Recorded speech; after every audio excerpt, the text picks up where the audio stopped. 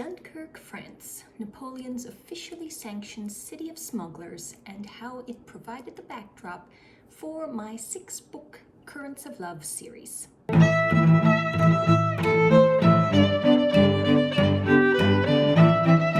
Welcome back, everyone. I'm Emily Harris, author of STEAMY Historical Romances, and in today's author inspiration video, I'm showcasing the city of Dunkirk. As mentioned previously, this city became particularly famous during World War II when Allied troops amassed on the shore at this narrowest point of the English Channel to be dramatically evacuated by anything that would float coming to their rescue from England.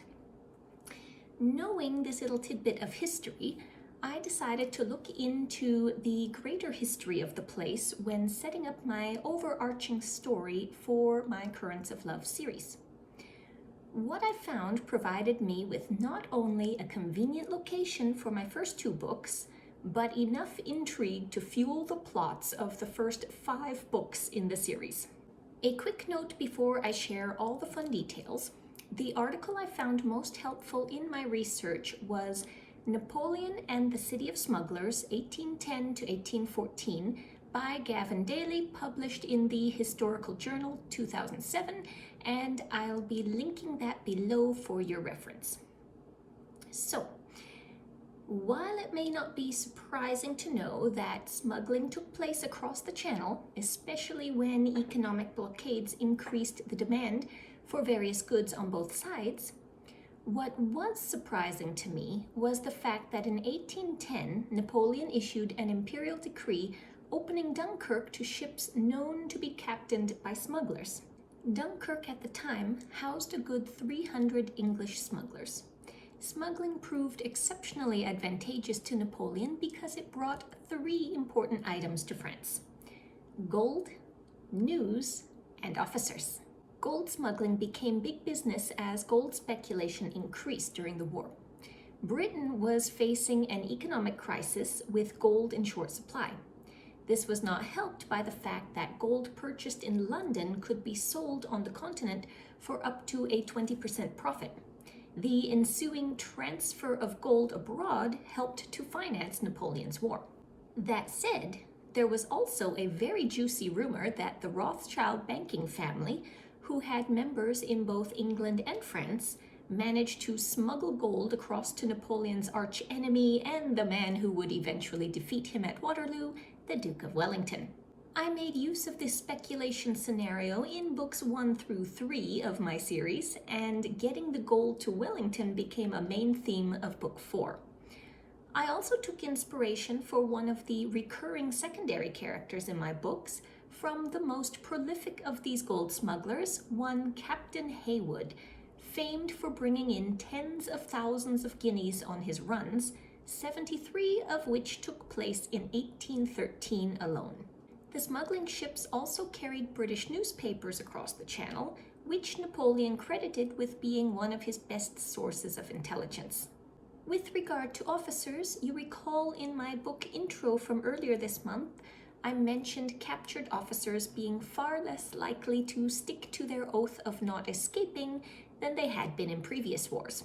These smuggling ships became a kind of transport service, bringing French officers back to France. Some of the officers escaped to the docks and solicited the smugglers directly. In other cases, family members in France would seek out smuggling captains to aid in bringing their loved ones back home. While I didn't use this information directly in my books, it did inspire the actions of both my heroes in books 2 and 4, the first a British naval officer trying to get home, and the second a French army officer who the British want to use as part of that Wellington plot. By book 5, we see the conclusion of an intelligence conspiracy also related to the gold smuggling. 2 other interesting tidbits made their way into my books.